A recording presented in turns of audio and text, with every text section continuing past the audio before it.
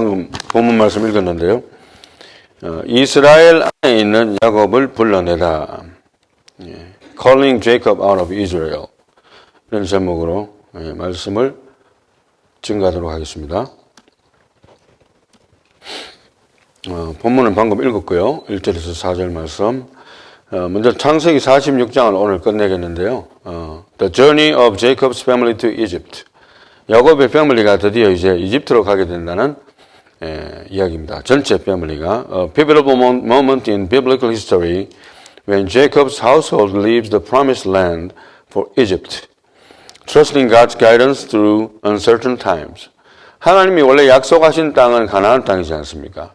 그런데도 불구하고 가나안 땅을 떠나야 되는 일이 발생을 한 것이지요. 그래서 그런 중요한 모먼트가 생겼다는 거, 그 이야기의 내용들이, 구체적인 내용이 나오고 있고 족보 이야기가 나옵니다. 먼저 1절에서 4절의 내용에 나와 있는 대로 The turning point, leaving the promised land. 그러니까 이 내용을 요약하면 약속의 땅을 떠난다는 것이 하나의 핵심입니다. 핵심.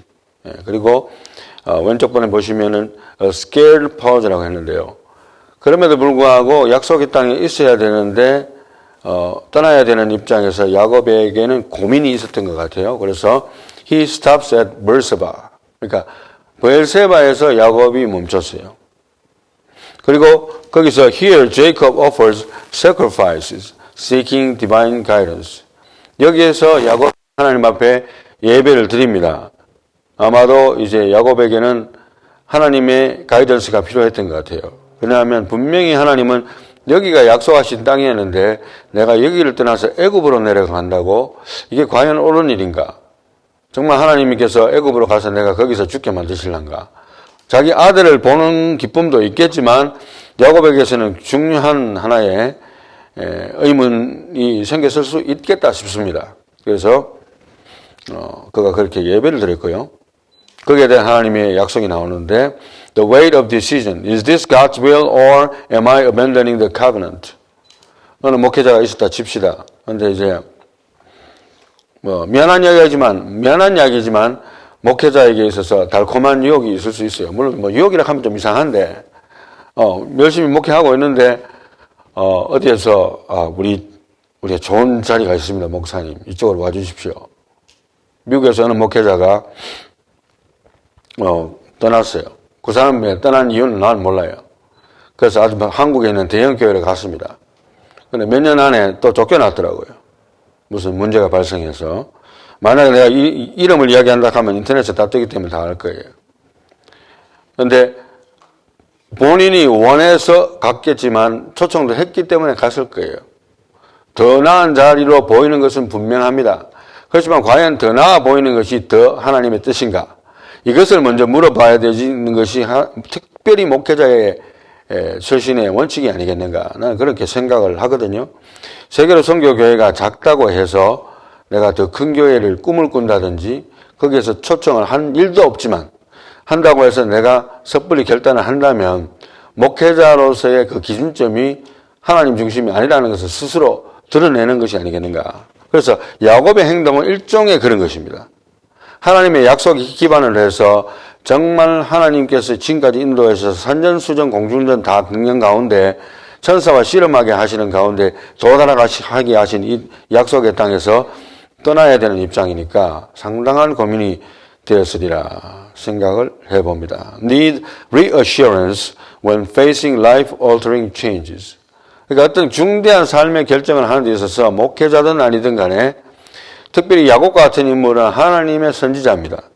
물론 일반적인 선지자처럼 말씀의 메시지를 받아서 전달하는 그런 종류는 아니지만 아브라함이나 이삭이나 야곱은 하나님의 선지자예요. 하나님이 정하신 분이고 그 삶 자체가 선지자적인 삶을 살도록 인도하신 사람들이거든요. 그런 사람들이 기분 내키는 대로 행동한다, 결정한다, 안 되는 것이죠. 그걸 오늘 잘 보여주고 있는 내용이 아닌가 봅니다. 그래서 다음 슬라이드 보게 되면 God's assurance in the night. 결국에는 야곱의 예배가 우선순위가 되었습니다. 물론 하나님 인도하시지만 예배 드릴 마음을 주셨겠지만 그 예배를 들으신 다음에 하나님은 밤에 이상 중에 야곱에게 응답을 하셨어요. 이게 굉장히 중요한 건 아니겠습니까? 기도하는 자에게 하나님께서 응답을 하십니다. 할렐루야. Do not fear to go down to Egypt. 이집트로 가는 거 두려워하지 말고 I will make you a great nation there 라고 이야기합니다. 내가 거기에서 너를 큰 나라가 되게 할 것이라고 하나님께서 약속을 다시 한 번 더 reassurance 해주는 거예요. 네가 고민하지 말라는 거예요. 요셉을 미리 보는 것도 나지만 네가 답을 듣고 싶다면 내가 이야기해 준다는 거예요. 고민하지 말라는 거예요. I will bring you up again. 그리고 거기서 네가 죽는 것이 아니고 네 몸이 다시 원래의 땅으로 돌아오게 될 것이다. 까지도 하나님께서 말씀을 해주셔서 아주 속 시원하게 근심 걱정거리 없이 즐거운 마음으로 행할 수 있는 배경을 하나님께서 주십니다. God meets Jacob at his point of deepest needs. 가장 절박한 때에 하나님이 만나 주시는 거는 정말 하나님이시라는 생각이 들어요. 저도 그런 적이 많고, 인생에 있어서 일자리가 바뀐다든지, 비즈니스가 바뀐다든지 어떤 타이밍을 보면 하나님이 예비하시지 않고는 그게 연결이 안 되는데 하나님이 짝딱딱딱딱딱 연결이 돼요. 그게 꼭 또 순탄한 길이든 순탄하지 않은 길이든 상관없어요. 하나님이 연결해 주시는구나 하는 걸 느낄 때가 상당히 많거든요. 여러분의 삶에도 아마 그럴 때가 많을 줄 아는데 기도하는 자에게 하나님께서 응답하신다. 우리가 그거를 반드시 알아야 될 줄 압니다. 5절입니다. 사라 권사님. 야곱이 브엘세바에서 떠날새 이스라엘의 아들들이 바로가 그를 태우려고 보낸 수레에 자기들의 아버지 야곱과 자기들이 처자들을 태우고 그들의 가축과 가나안 땅에서 얻은 재물을 이끌었으며 야곱과 그의 자손들이 다 함께 애굽으로 갔더라. 이와 같이 야곱이 그 아들들과 손자들과 딸들과 손녀들 곧 그의 모든 자손을 데리고 애굽으로 갔더라.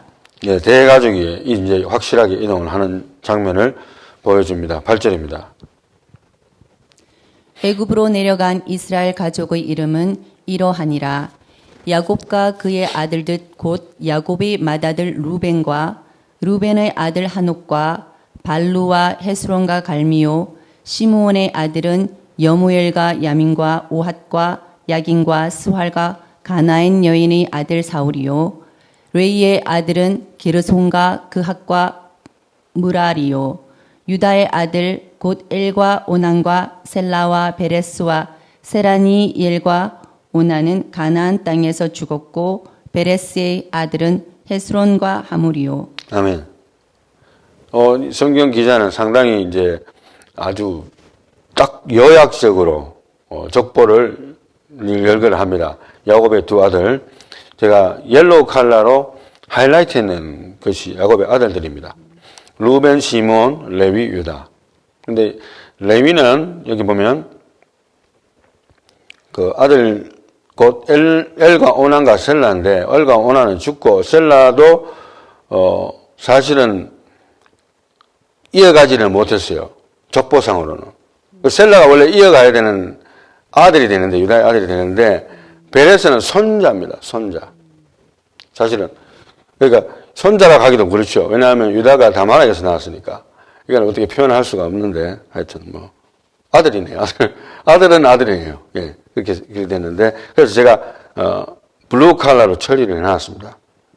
거기서 이제 헤스론으로 연결되거든요. 예, 베레스에서 헤스론으로 연결됩니다. 그러니까 하나님께서 하나님의 족보는 육신의 족보를 따르지 않는 경우가 있다는 걸 여실히 보여주는 거예요. 그것을 하나의 본보기로서 제가 블루 칼라로 연결을 해놨습니다. 그래서 마태복음 1장 메시아의 족보 우리 사라 권사님 읽어주십시오. 아브라함과 다윗의 자손 예수 그리스도의 계보라. 아브라함이 이삭을 낳고 이삭은 야곱을 낳고 야곱은 유다와 그의 형제들을 낳고 유다는 다말에게서 베레스와 세라를 낳고 베레스는 헤스론을 낳고 헤스론은 람을 낳고 람은 아미나답을 낳고 아미나답은 나손을 낳고 나손은 살몬을 낳고. 아멘. 마태복음 1장에 있는 족보는 외우는 게 좋아요. 저도 어릴 때 다 외웠는데 지금 다는 못 외우는데 그래서 어느 정도 입에 붙어 있어요. 그래서 하도 외워가지고. 왜냐하면 이게 굉장히 중요한 족보입니다. 여기 마태복음 1장의 족보의 특징은 뭐냐 하면은 아담에서 출발하지 않고 어디서 출발한다? 아브라함에서 출발한다는 게 굉장히 중요한 포인트입니다. 그래서 거기에서 쭉 여기 나가고 유다는 다말에게서 며느리죠. 다말에게서 베레스와 세라를 낳았다. 그래서 베레스를 통해서 또 헤스론이 연결됐어. 그래서 쭉 내려가면서 메시아까지 연결되는 족보가 바로 마태복음의 족보입니다. 영적인 족보죠. 육신의 족보도 포함되지만 영적인 흐름이 어떻게 돼간다는 것을 보여주는 상당히 재미있는 하나님의 족보 이야기입니다. 13절 사라모사님. 이삿갈의 아들은 돌라와 부아와 욥과 시므론이요 스물론의 아들은 세렉과 엘론과 얄르엘이니 이들은 레아가 바단 아람에서 야곱에게 난 자손들이라. 그 딸 니나를 합하여 남자와 여자가 30명이며 33명. 33명이며 아멘.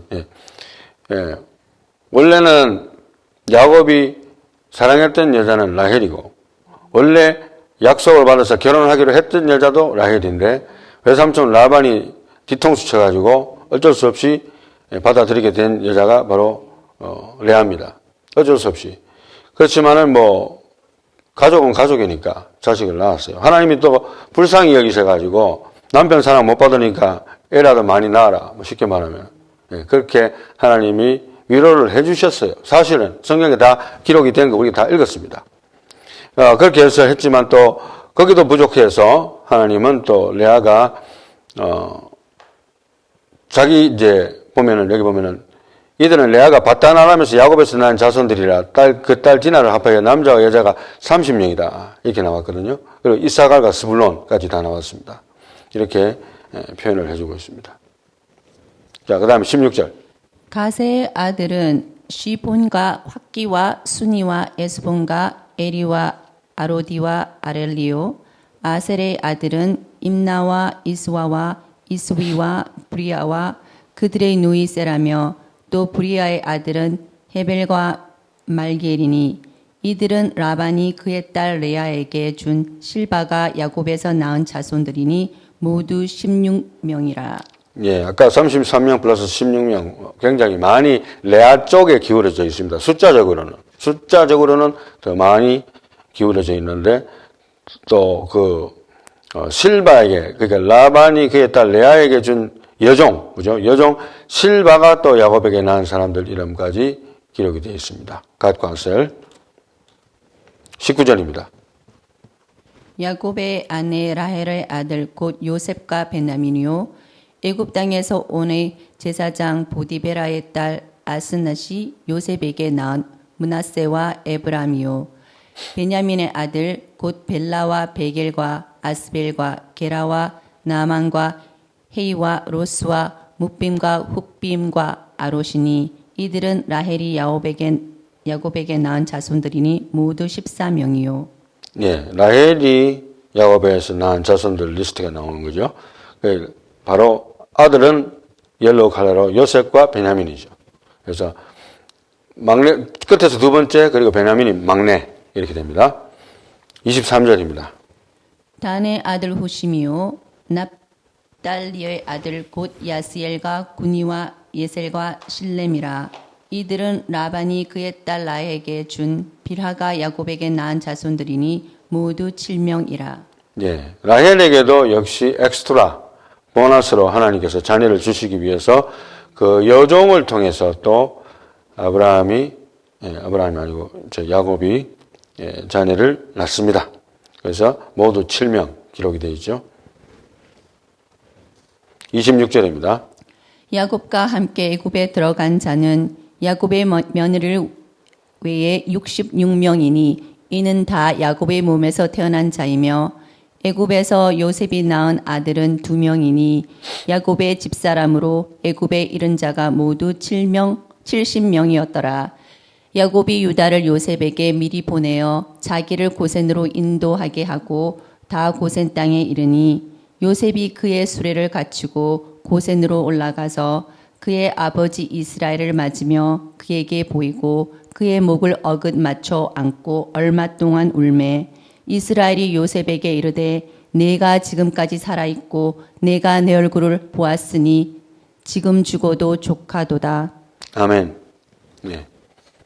이렇게 이제 total number of people 그러니까 완전히 전체가 다 그러니까 요셉의 가정까지 다 포함해 가지고 이미 와 있었죠. 요셉의 가정은. 또 자녀가 생산되었고 해서 거기까지 다 합쳐가지고 야곱의 집 사람들 토탈이 at this point, 지금 현재 요 시점에는 70명이었다고 기록되어 있는데 그 70명이 이제 어마어마하게 숫자가 늘어납니다. 시대를 보내면서. 그리고 여기 재밌는 것은 28절입니다. 28절에 야곱이 유다를 요셉에게 미리 보냈다 했어요. 유다를 먼저 보내가지고 자기를 고센으로 인도하게 해달라고 이야기를 거기서 만나자 이렇게 이야기를 한 것이 특징적이고요. 그렇게 해서 이제 결국 고센에서 두 부자가 상봉을 합니다. 만나가지고 서로 울면서 이야기도 하고 덕담도 나누고 뭐 그렇게 했는 이야기가 오늘의 스토리입니다.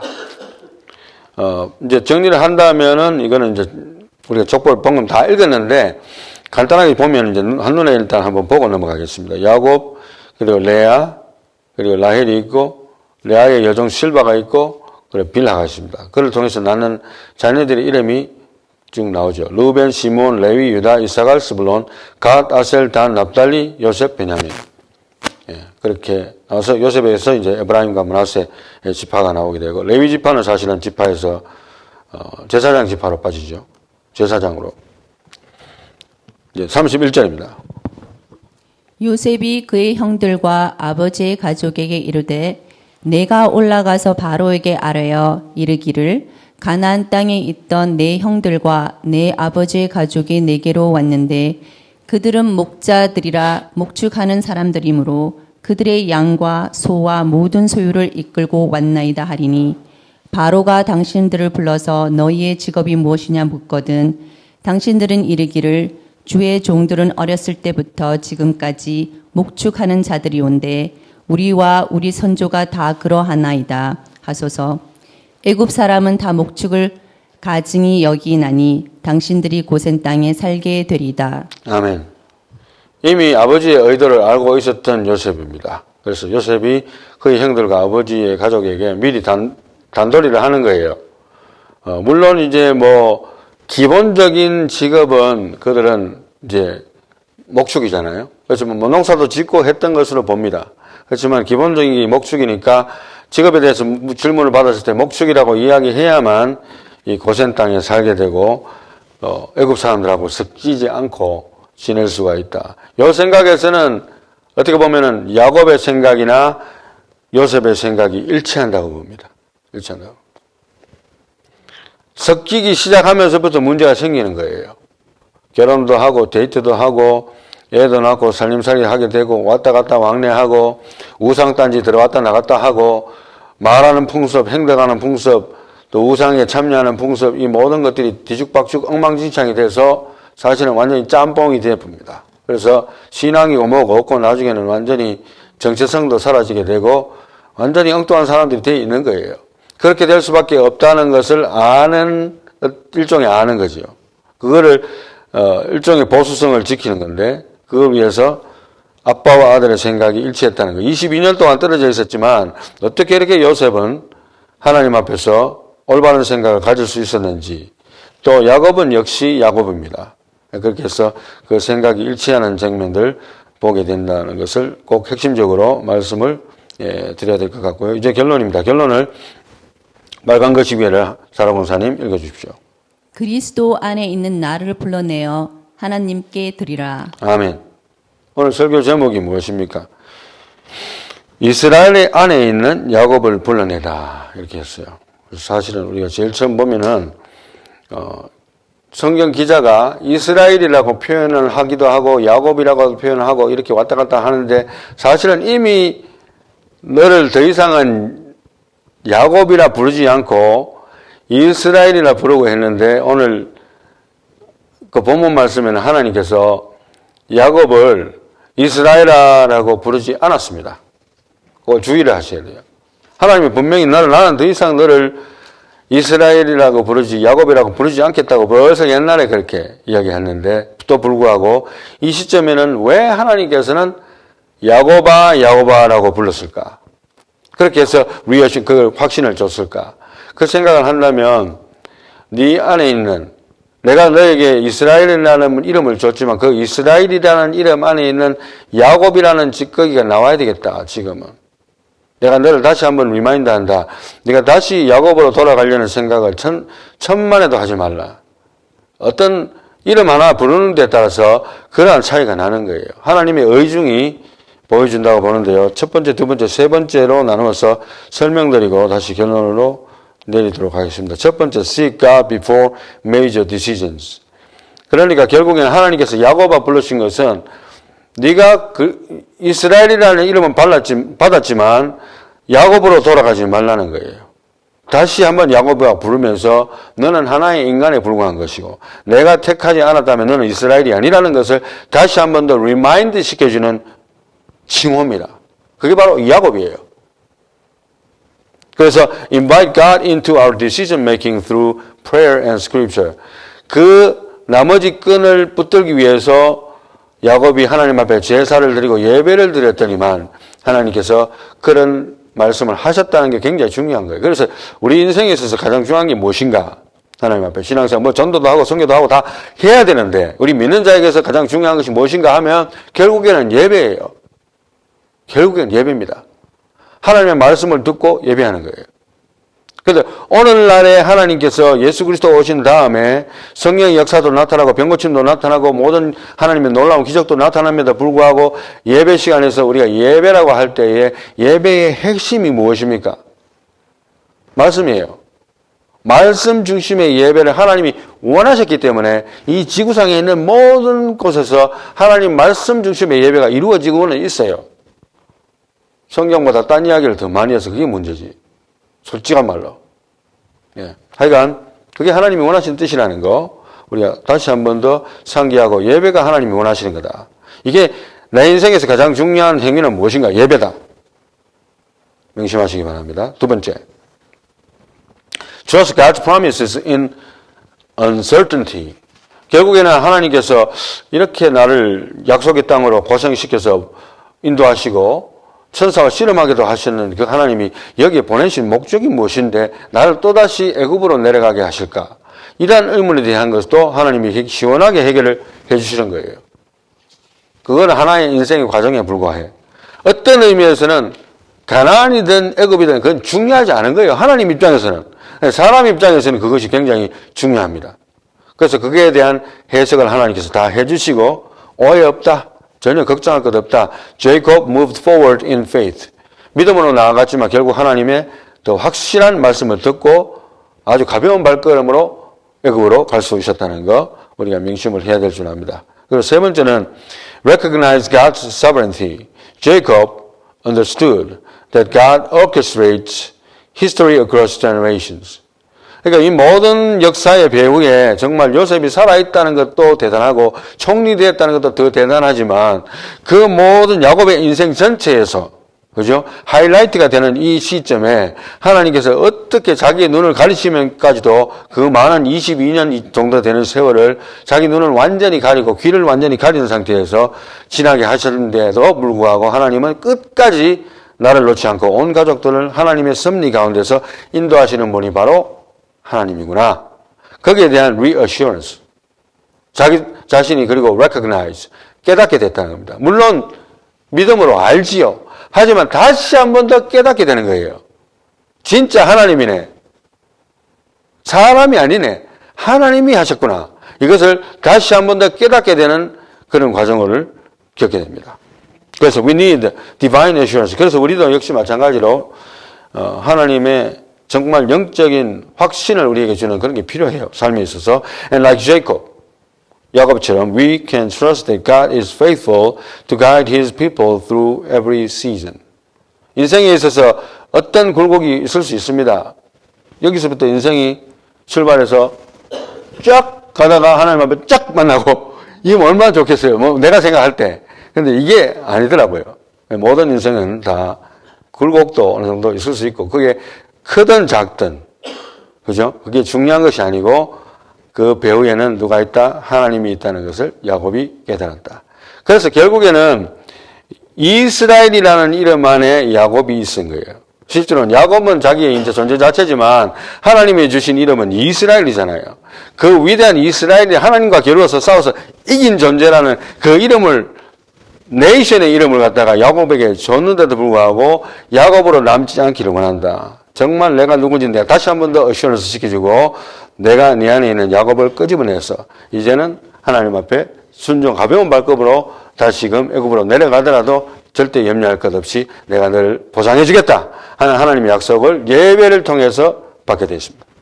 그래서 우리도 역시 마찬가지입니다. 우리가 이스라엘이라는 이름은 좀 친숙하지 않지만 그러면 우리가 그리스도인이잖아요. 그래서 그리스도 안에 있는 나를 불러내는 거예요. 지금 현재 저도 그렇고 여러분도 그렇고 예수 믿는 자는 다 그리스도의 사람이에요.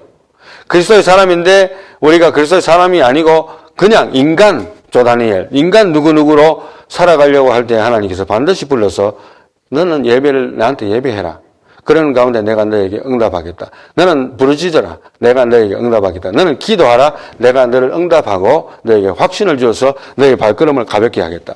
이것이 하나님의 뜻입니다. 그리스도 안에 있는 나를 불러내어서 하나님께 온전히 순종으로 드릴 수 있는 저와 여러분들이 다 되시기를 예수님의 이름으로 축원합니다.